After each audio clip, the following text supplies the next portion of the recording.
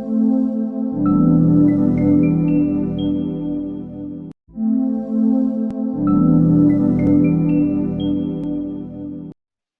I'm Sid Deshmukh. Welcome you all to new episode of Sportsy, Let's Talk Sports. This is where we talk about fun aspects of sports and the informative aspects of sports, and we talk to a lot of people who are players or administrators or the companies who are doing a great job in the sports industry. Today we have somebody that I call from dental to mental. One of the very renowned coach who is gone from being a medical professional to a mental coach. Please welcome Dr. SWAROOP SAVANUR. Hello, Dr. Swaroop. It's really great to have you on the platform Sportsy, where we just talk about sports. So for the viewers who are watching this, we have Dr. Swaroop Savnur with us, who is medical professional turned into a mental coach. It's the journey that he has. I think we will get to hear from him about the whole journey that he has. And what we want to know from him today is about what is mental conditioning. We've been hearing about it a lot, but I think it is good to know from the man himself.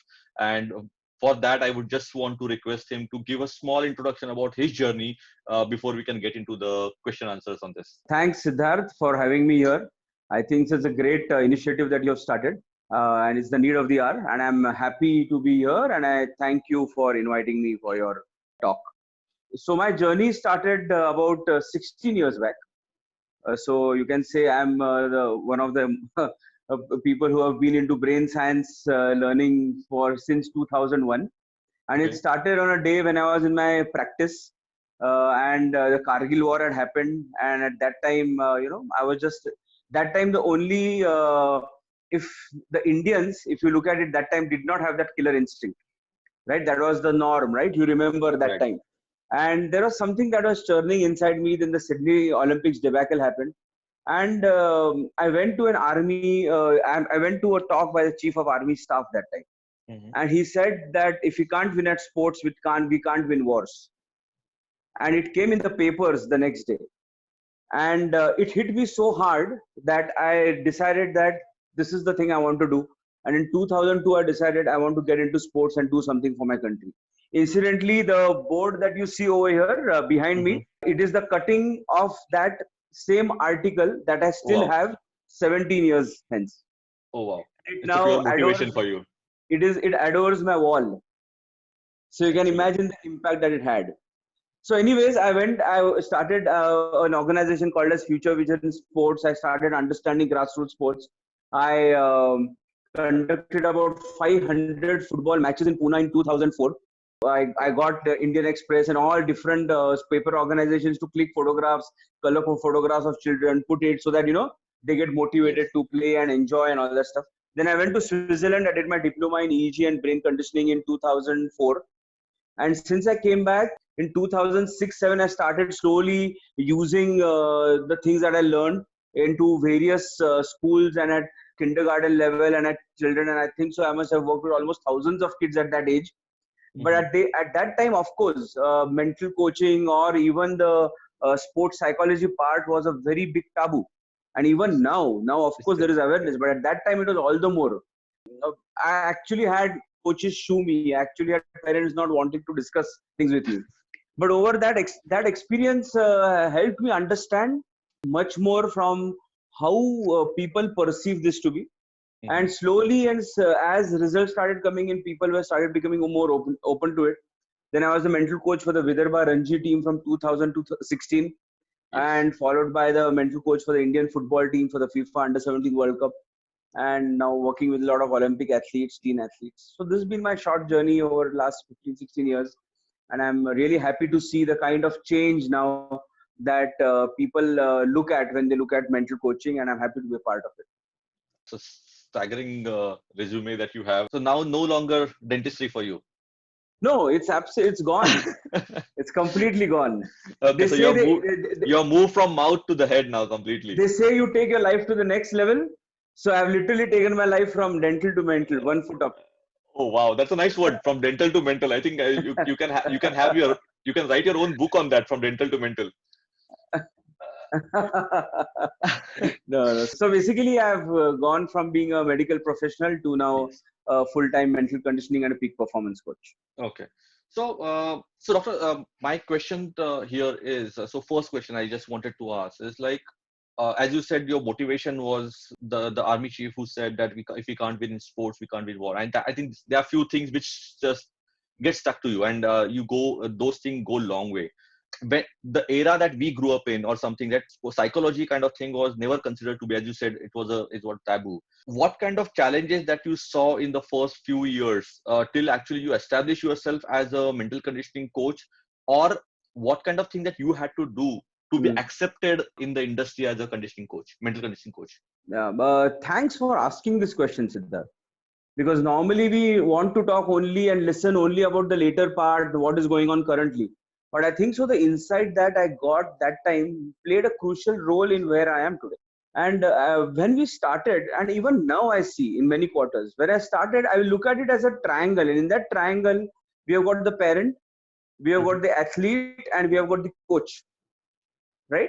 And a developing athlete, a teen athlete, is normally listening to information that is coming from the coach as well as coming from parents, right?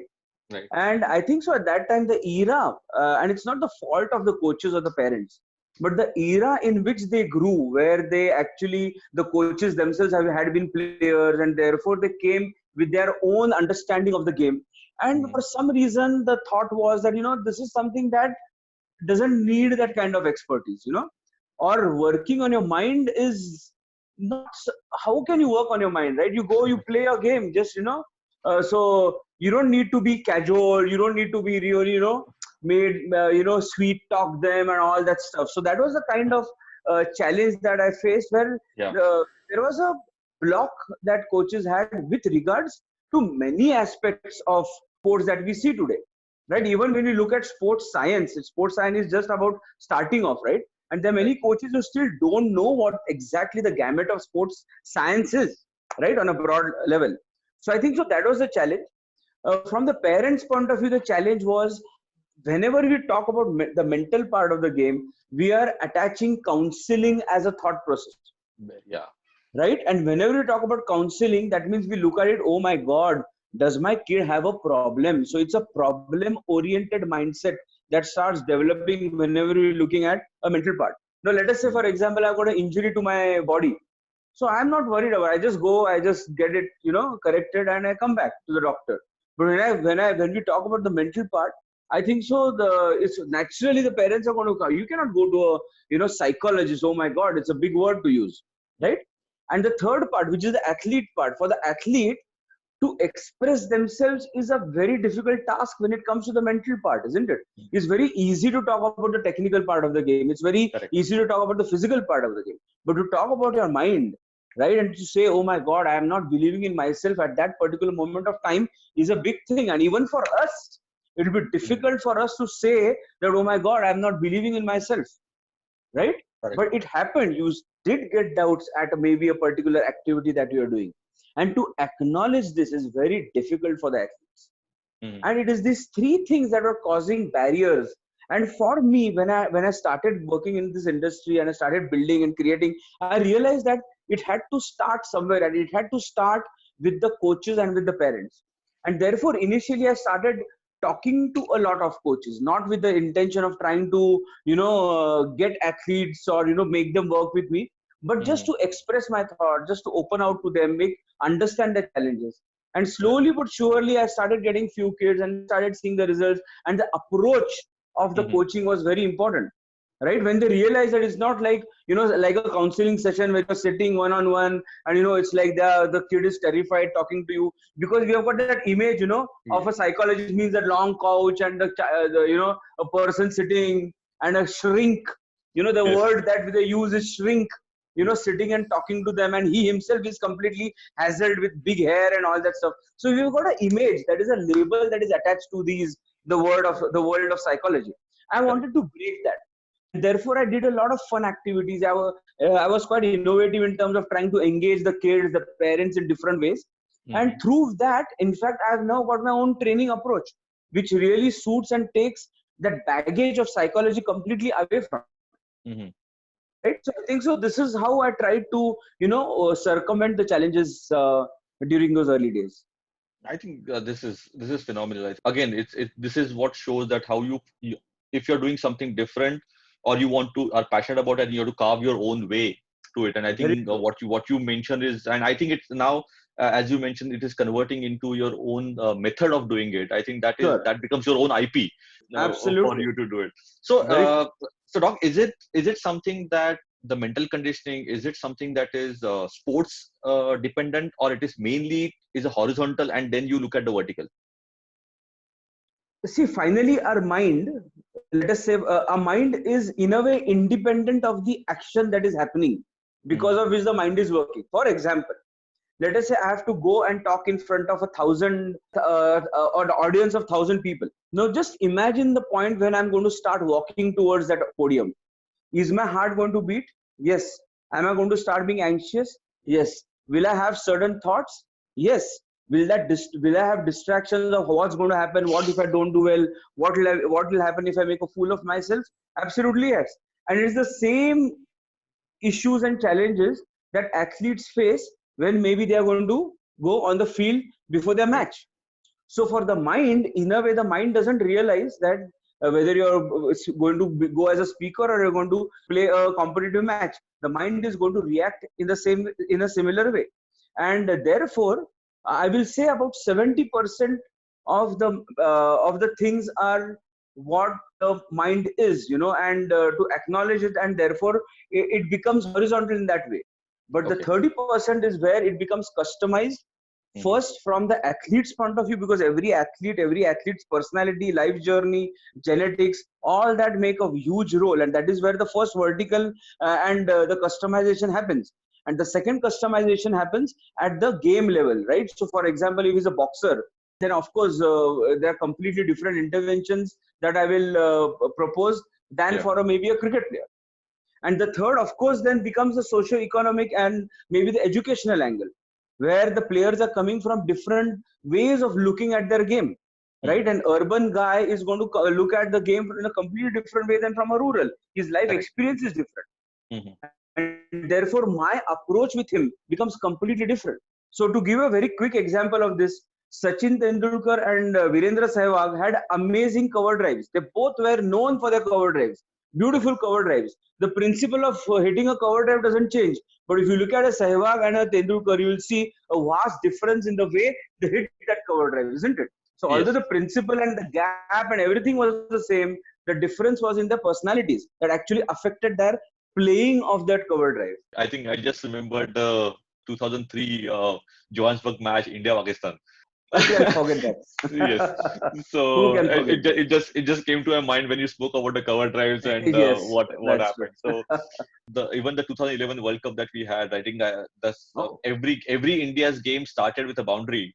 absolutely. I think Sehwag, that is what he played. I think it's all mental. Right, right, And whenever I get to speak to MS also, Dhoni also, he right, says that almost 90% of the games are won or right. lost mentally. Very 10% true. is skill or the luck and all those things, but Right, 90% is that. In fact, in his movie also it is shown, right? They lost right. the game against Punjab not on the cricket field but on the basketball field. On the basketball. Yeah, absolutely. Looking at the When Yuvraj Singh and his Yuvraj yes, Singh, yeah, that's true. I remember that. yes. Yeah, very Yeah, true. so that is about the elite athlete. But now, if you step back, what is the role of a family member or a coach? Like as a parent, I'm a sports parent myself. So, Right. what is the role of a parent or a coach, early stage coach, in the mental well-being of an athlete? See, I feel that the role obviously is extremely high. But the question that we need to ask ourselves is this: do I really know the role that I need to play when it comes to my child, or in the journey of my child getting into an elite athlete? Is it clear to me? And the answer is actually no. It's not actually as clear to me, Mhm. right? And therefore, I truly believe that if you really want to be a partner in your child's development as an athlete, you need to learn and unlearn certain things about your own behavior, about your own way of thinking, if you want to become the right partner, right? But it's Correct. difficult for us, difficult for us to change, but of course it's very easy for us to tell our kid to change, isn't it? And Correct. therefore I feel that along with the training for the kid, it's very important that parents train themselves on how to be a great sports parent. And therefore, for me, one of my main so with all the developing athletes who work with me on an individual basis, my first initial 3 months is focused on the parent and less on the child. Because I Yes, know because that they are going to form because the child is going to be with them at home, and correct, unless they change, right, it's going to be very difficult for the child to change his own patterns and behaviors and expressions and experience. correct, correct. So I think so the important lacuna in a way is for the child, for the parent to understand this to that level where they say, okay, let me make that change. So I think so that is a key crucial part over here. Okay, I think it's very, and I can relate it to myself as a sports parent. And Right, a lot of people do ask me what is it. I understand personally as an athlete myself. I call right. myself a failed athlete and a successful Ah, sportsman. My spirit was never broken. That sportsman sure, spirit was never sure. broken. So next question that I have is maybe you can feel that these questions are coming actually from within as what I face myself. Right, What's right. the difference between the performance or a peak performance? Great question. Very important to understand that the key difference and the key word between performance and peak performance is consistency. Yes, Finally, success is going to come from consistency in performance, correct. not by having one performance. So many times we see, for example, cricketers say, "Okay, a century chahiye yaar. I want that century." But yes, maybe you get that century, but what happens after that? Suddenly, the Hmm. player is dropping his motivation from after getting that century, and suddenly he's got low scores and he's out of the team. Key over here is how can I ensure that I keep repeating my performances on a consistent basis. So although I'm having failures, those failures are minimum and I'm able to go in that path where I want to, and that is in the upward direction. Hmm. Most of the time, what happens is that the players are going to plateau at a certain level of the game. Either they'll plateau at a district level, maybe they'll plateau at a state level or a national level, and there are very, very few athletes like Sachin Tendulkar who's going to directly go to the national level at the age of 16. Most others are going to plateau at certain level. But if they don't understand what they have to add into their game at every plateau, what is going to happen is that they're not going to be able to go to that next level. Right. And that is where the difference between peak performance and performance is. Understanding what is it that's going to give me that next level of consistency as I go up the ladder at the competitive level. Again, as we read some of the things that we read, that we our brain is used at around say 18 to 20%. We don't use the brain more than that. Like Hmm. those are the things. I'm sure you can correct me if I'm wrong, but those Right. are the things which I have read. When somebody says that I'm giving my 200%, we know it's practically not possible. You're talking Right. about as long as you give 100% and a consistent 100% is what you can give, because giving 200%, that means you are excelling than yourself and you are setting the wrong benchmark. And also I have seen parents or the PE teachers and or the coaches telling, why aren't you not giving more than 100%? So do you think the statement itself is wrong, that giving more than 100%? I'm trying to, this is what my potential is. Right. Coming back to that question of saying, when you said, okay, our brain uses 18 to 20%, I'm sure you must have also heard about the left brain and the right brain. There are two Correct. different hemispheres. So anatomically, obviously, there are two different hemispheres. But to put it in a very simplified manner, finally, the brain itself is so intertwined and interconnected that this is from our explanation point of view, we are creating and segregating these Hmm. areas. But Correct. finally, the brain as a whole is one unit. And of course, there is no doubt that our capabilities are absolutely limitless in what beyond Exactly. what we can even imagine. There is no doubt about it. And I think so. The key should be to keep searching for my next limit which I feel impossible today. But when we say, let us say, for example, coaches, or when they say, okay, come on, give you 100%, in a way it becomes abstract by nature because the player is not able to understand, okay, what does it really mean? Exactly. Yes. Right? Because it's fine to say that, but and I'll put this in a larger framework and say the greatest issue with the mental part is that most of the things are very abstract in nature, and it's very easy for us to talk about it, for example, but it's very difficult to apply it when it comes to our own self. For Correct. example, you say, okay, believe in yourself. I say, fine, but what does it really mean? What do I really do? We don't know that. Focus. Yes. Okay, fine, focus. Meaning what? What do I do to myself? Should I pinch myself? Should I hit myself? What do I do to focus? Understand, right? So it's very easy to say. If therefore, I personally believe that humans by nature, every great psychologist, because of our understanding of human, instinctive understanding of what the other human person feels, emotes, right? Our empathy as a quality. We have got the great factor of empathy. And therefore, I'm sure you must have given such amazing advice to your friend, maybe if he was in a problem. And you must have felt so good, ki, wow, man, these are solutions which you felt it was a eureka moment for you. But when it comes to your own self, it's so difficult to apply those same solutions onto you, isn't it? Yes. And that is the biggest challenge with the mental part, that it seems so simple to say, and it even seems so simple to understand. Oh, this is what I have to do. But when it comes to applying, it becomes so very difficult. And that is one of the main challenges. Why people felt, why do you need a coach? Yeah, come on. Why do you need a mental coach? Why do you need a sports psychologist specialist? Come on, it's so easy, do this. No, it's not easy. I think so. Now we realize that yes, it is really not easy, and we need to look at the brain as some kind of it's not as easy to work on it. What is the age group typically when the mental conditioning can happen for an athlete? See, I personally feel that mental coaching should start if a child is serious in sports. Serious, yeah, for serious. Yes, so I think so. It should start by the age of 12 to 14 years. Okay. But what to start and how to start is more important than when to start. Right. What do I start with?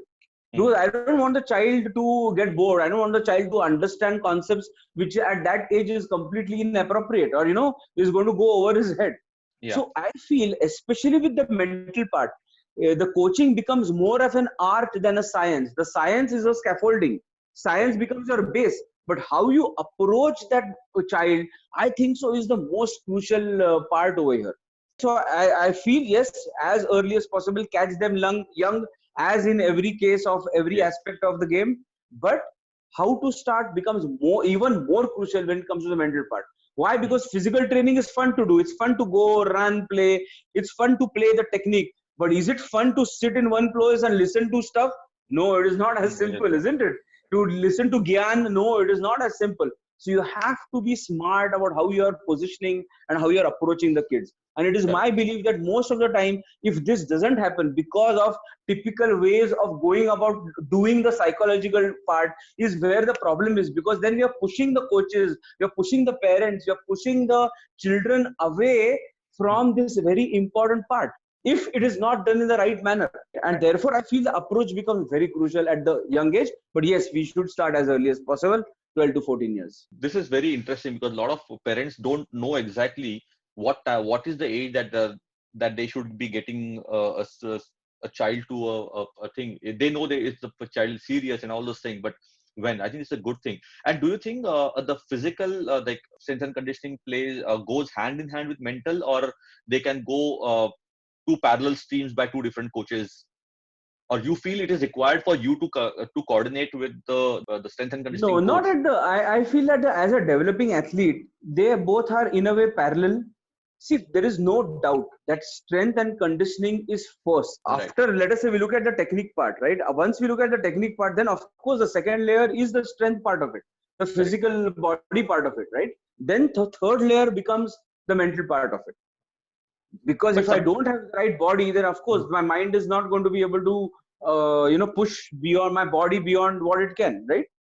Correct. So in a way they are parallel to each other, and therefore it's very important to create a plan for every child based on what that age group is, to identify the areas that the child is going to work on.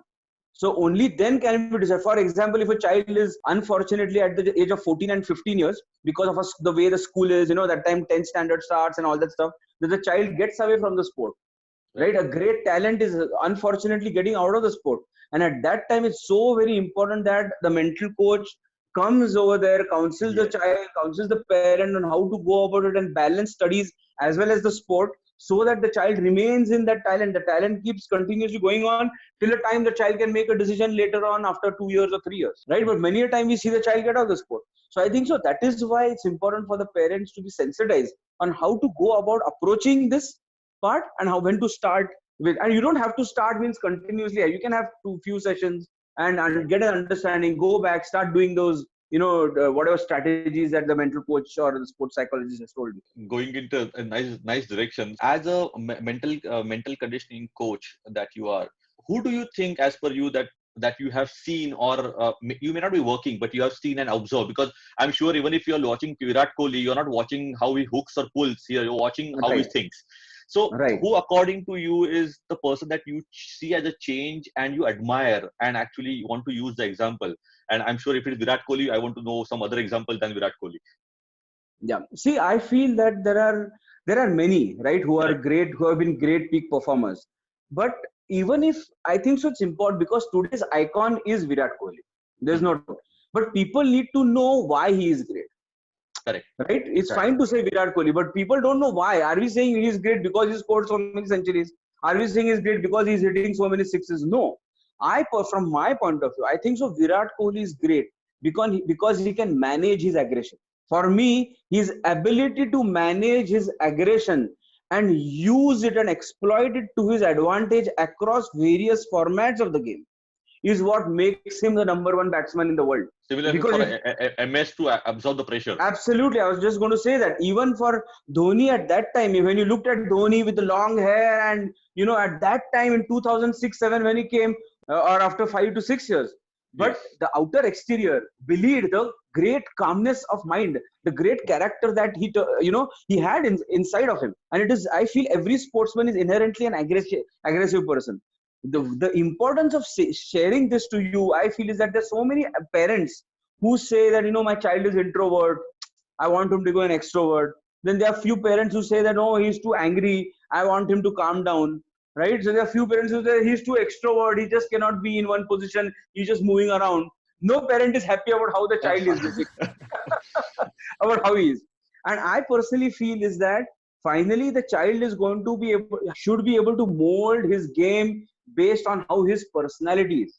Virat Kohli was able to do that, and that is why I feel he's successful. Before I come to a couple of examples that I want to ask you, just for the people who are really interested in considering mental conditioning as their future or the career that they want to take it, what are the typical courses or which are the institute that you feel that are doing a good job and the people can consider those? There are a lot of diploma courses that have started. I think so. There are a few diploma courses in UK which have started. They are proper sports and exercise psychologist courses that are there. And I think so. The sector is just opening up, and there is no doubt that there is going to be a huge need, or there is certainly a need for sports and exercise psychologists. At the same time, as I said, the challenge is finally in how you are going to approach this. You need to have that patience and passions to develop this as a profession, because it is not as easy as it sounds. It certainly sounds rosy. There's no doubt about it. It certainly sounds enigmatic, psychology. So I had to struggle initially to develop this into a profession, no doubt about it. Yeah. I think, but this is something useful. Yes, there are a lot of data available for people to go and study, but always something coming from a person like you, what kind of thing that we can study and all. I think it always helps to give them a direction. Right. So now I want to come to the fun part of what of this is like. Yes, first we spoke about the theoretical and why and how and all those things. Right. I want to come to the fun part where people can relate to few things. That, as in the start you mentioned the working with the Vidarbha team, and we know how Vidarbha performed for so many years in Ranji. And suddenly last 3-4 years is a drastic change. I don't know what Wasim Jaffer did there or what other people did, and you are also part of the whole thing. What were the rabbits in the hiding in the hat that you just had to get them out? So what was it? So it's like, how does a team cope up with so much of not doing anything, not winning for so many years, and a transformation? So to give a quick perspective, first of all, I feel that any performance, any success is a teamwork, right? Everybody is a spoke in the wheel. And I was happy and lucky and privileged to and honored to be part of that team. When I joined in 2013, when I went over there, Vidarbha at that time for the last 70 years had never ever come close to winning a title. The only time close maybe was in 1950s when they had gone into a semi-final or something of that sort in the Ranji. But or else they had never been there. Okay. And so when I joined in 2013, I started directly with the Ranji team. And then from 2014 to 16, looking at my work, I was also made the mental coach for their under 17, under 16, under 19, under 23, as well as the women's team. So I was handling almost 200 players Wow. over there.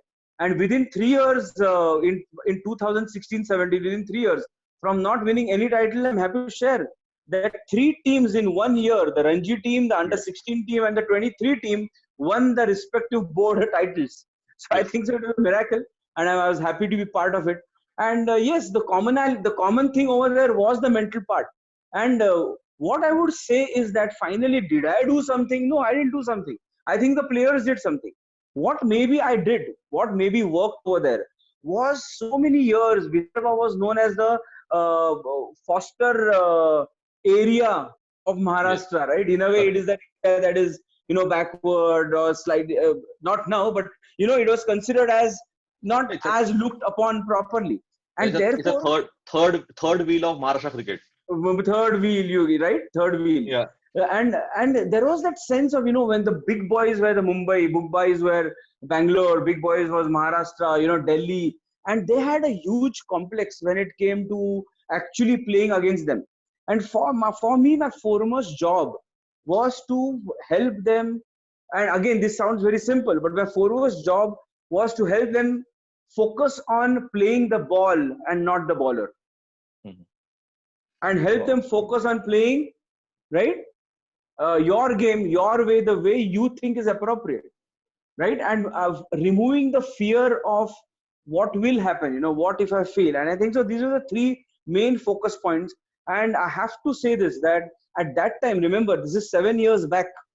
At that time, there was no mental coach ever in any of the associations till then, right? I was the first mental coach for any of the Ranji teams at that point in time, right? And I have to give it to the management for thinking that, okay, this is something Yeah. that we should look at. That is very important. Yes, very important. I have to thank Sairaj, who was there in the first year, and then Paras Mambre, who was there for 2 years, where we did a lot of work, and he was very open. And as you realize, when they trust you and they know that, okay, you're doing the right thing with the right intention, and they give you a free hand, it Mhm. works wonders. And I think the players responded well.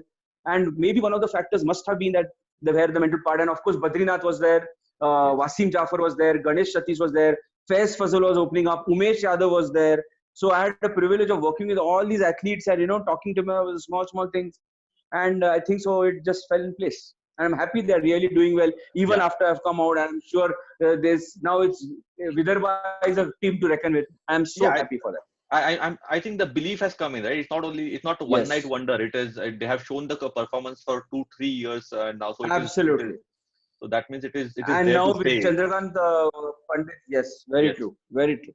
You just So taken it ahead, sure. correct. So okay, now a little different question. You as a professional or a person, you working at one side, you're working with somebody like Sharat Kamal. He's a great friend as well for me, and he's like Right, the greatest paddler that India ever had, right. and with so many accolades.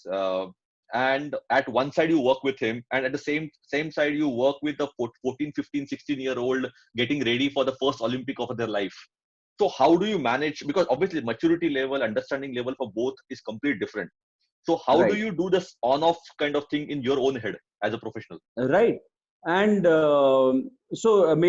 for example, 1 hour I'm talking to big athletes or the IPL players that I work with. On another hand, I have to work with 16 and 18-year-olds with their teenage issues and all the different hormones that Yes. are swirling in your head. And for me, it is all about trying to push myself in seeing how can I best help that athlete for his challenge at hand. Hmm. So that is the question that I'm always asking myself before I start a session. And therefore that helps me remove any kind of what do you say, that oh, he's just a 18-year-old, oh, he's just starting off. No, for me the question is, for both players, finally they have to be consistent, and they have to Correct. be able to express their potential in their game, right? Here he's playing maybe an international game or others, and here maybe he's playing a local state level match. It really doesn't make a difference for me. For me, it's all about giving them those strategies which are going to work for that point of view, and approaching them with that right kind of methodology, right? Which will Right. be different for an Olympian versus different for a teen athlete. Correct. So right? it basically it doesn't make for you you have to have a strategy which is the winning, even though somebody like Sharad is going for his last Olympic, where somebody Right, at the other level going for the first Olympic. Both will have right. different anxieties. Absolutely, absolutely well said. And it is to recognize that both will have different ways of looking at things. More than anxieties, ways of looking at things. Yeah. A way in which a Sharad maybe at the age of 37 is looking at maybe a 22-year-old boxer whom I'm working with, Sunil Yeah. Kumar, who is now world number 4 and India number 1. Yes. So for both, their outlook of how they're going to look at Olympics is completely different. Their Yes. motivations are different. Their aspirations are different. And therefore, the decisions that they're going to make in terms of their daily training plan is also going to be different, Correct. right? And therefore, I have to look at them with a different eye. Although, therefore, the principle remains the same, my approach completely differs in that. Wow. It's different. It sounds so much fun. It's like I'm just getting the it's a different feel when you hear all these things. So I, uh, so with all these things, what is your toughest assignment or the biggest challenge that you faced in this? yeah, Other than the acceptance, what was the sure. See, my toughest challenge, I have to say, was me being part of the Indian football team for the FIFA Under 17 World Cup. hmm, Just think about it. That time when I joined, there were 7 months for the World Cup. It was India's first ever FIFA World Cup, first ever. correct? The second challenge was that all these athletes were 16, 17-year-old boys coming from far off places across the length and breadth of the country. Third big challenge was these athletes had never ever played even in front of 400 spectators, and their first match had to be played at Delhi in front of Prime Minister Narendra Modi and in front of 45,000 spectators, Wow. right? And you cannot even imagine the kind of emotions that were going on at that time. And for me, I had to create a training plan along with my coach Luis Morton, who was a Portuguese coach, to help them slowly get them to a state where at that moment of time they forget about all these things, although it is going to be the biggest 4 matches of their life. Forget all about it and play their game based on the plan that the coach had set to them, Right. right? So this, I think so, was a great challenge, and I took it as a challenge. And with the help of the AIFF and support of them as well as the coach, I'm happy that it turned out well. How to handle the fame? Positive connotation is, of course, seeing that okay, that fame gives me more responsibility to play my game in a better manner. The fame gives me more responsibility to behave in a certain manner. The fame gives me a responsibility to see how I can motivate the even younger players to come into the game and provide the right values. So those Right. are the positive sides of how fame you can use them. But the negative connotation is when sometimes we see that there's too much of fame at too early age, and maybe the person is not able to handle it. It's not his fault. Yes. It's just the way he is, right? He's not able to either handle the money part of it, the fame part of it, and of course then the values start either they start they don't realize the do's and don'ts. Then therefore they have fallouts with the media or with the public, and that can have, these are the negative connotations to fame. And therefore I really believe that on a larger level, when we talked about the developing athletes, I think so developing good value systems Yes. is the key part of developing a great athlete. And I think so the earlier we start talking about this and the more we start talking about this, the more it becomes a part of that athlete's personality and not something that he needs to learn after he develops that kind of thing, Right. right? I think so Makes this sense. is Yeah. a very important part of athlete development that we will need to now start Right. Right. taking more seriously. Makes a lot of sense. Just final thoughts about towards the parents, young kids, or the amateurs. I don't want to focus on the elites, but Right. at least these three segments. Sure. So I think so. The message is this: the message is to push yourself to look at your decisions that you make, positive or negative, because the decisions are happening in your mind. Yeah. And the more objective you are about the decisions that you make, the more you start understanding how your mind works. And the more you start understanding your mind, the more you can start controlling it. And the more you can start controlling it, the more success you're going to start getting into your journey. So, Dr. Swaroop, really appreciate your time. I think it gave a lot of different perspective from different aspects of ecosystem in the sports. And Thank you so much. really, thank you for the being such a great inspiration for a lot of people. And I think people do look up to you. And Thank you so much. when I look up to Sharad and his grit, and you are the one who is a guy behind his mental coaching. I think there's a different kind of relation that happens. So wish you all the best. Thank you, Siddharth. Thank you for having me here. I enjoyed this conversation and wish you all the best for this talk show that you have created. It's a wonderful platform, and I learned from this conversation with you, and I hope to interact with you soon. Thank you again. Thank you. Take care.